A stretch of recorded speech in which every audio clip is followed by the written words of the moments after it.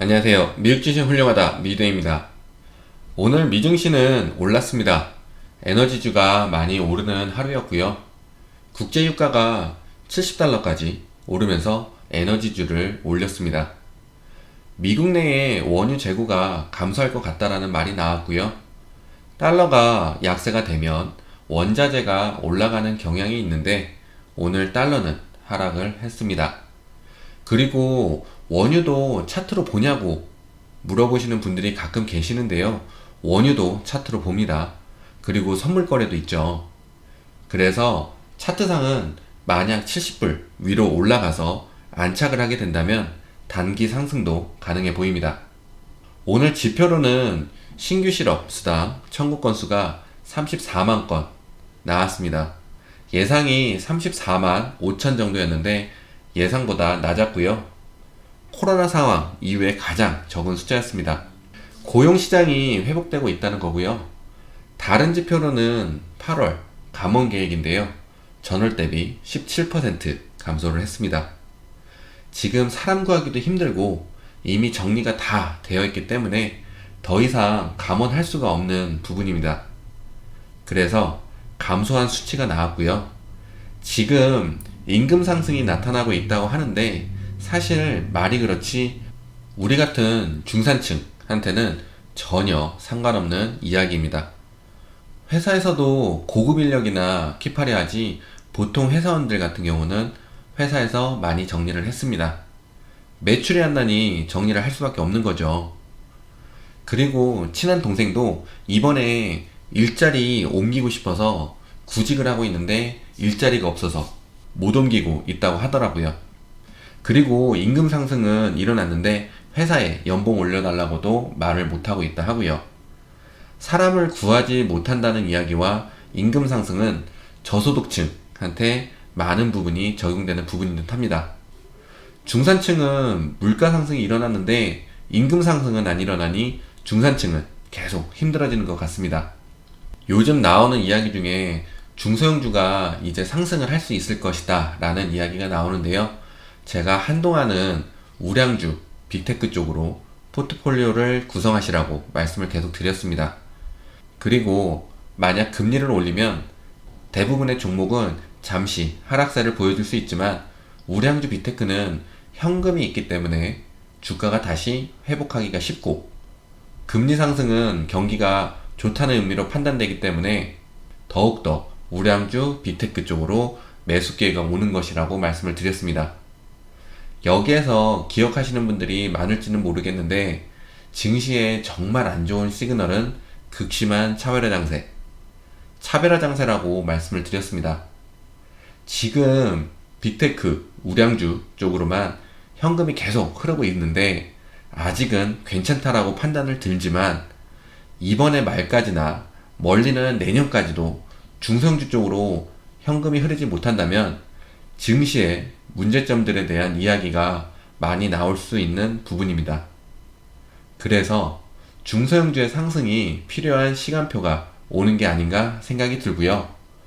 그리고 지금처럼 중성주 쪽 이야기가 많이 나오는 경우는 빅테크, 우량주들이 상승을 많이 해줬다는 의미도 되고 너무 고점인 듯 보이니 주가가 낮은 쪽으로 눈을 돌릴 수 있는 부분이 있어서 이야기가 나오기도 합니다.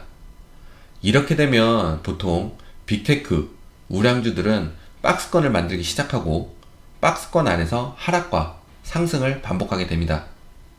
빅테크, 우량주들의 이유 없는 하락만 없고 중소형주들이 상승을 이어가게 된다면 요즘 조정장 이야기 많이 나오는데 조정이 나올 확률은 적어집니다. 그리고 한편에서는 코로나가 심각했을 때 테크주들은 코로나의 영향을 받지 않는다 해서 더 현금이 몰리는 현상도 나타난 적이 있는데요.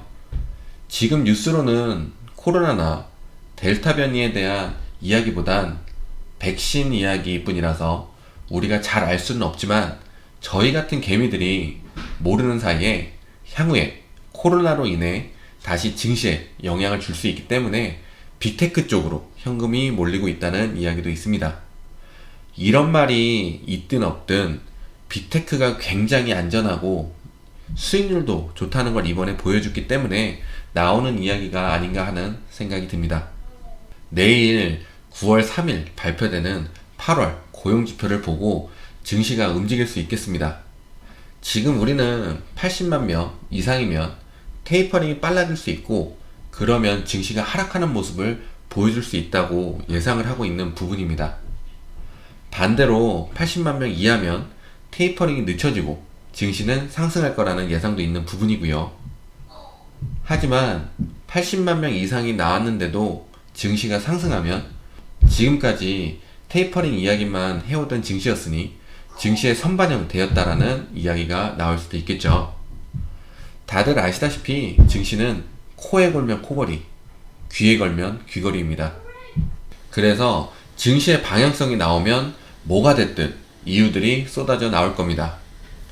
만약 80만 명 이하로 나오면서 증시 하락이 나오면 경기도나 이야기가 나올 것이고, 그리고 주가가 많이 상승해준 상태이니 수익 실현 매물들이 출현한 듯 보인다, 뭐 이런 이야기도 나올 수 있고요. 근데 저의 개인적인 의견으로는 당연히 상승과 하락이 있을 수 있는데, 만약 하락을 한다면 그 폭은 크지 않을 거라 생각이 듭니다. 그래서 보통은 이럴 때 부분익전을 하고 어떻게 될지 모르는 증시에 대한 대비를 하는 차원이죠. 그리고 하락을 하면 매수할 준비를 합니다.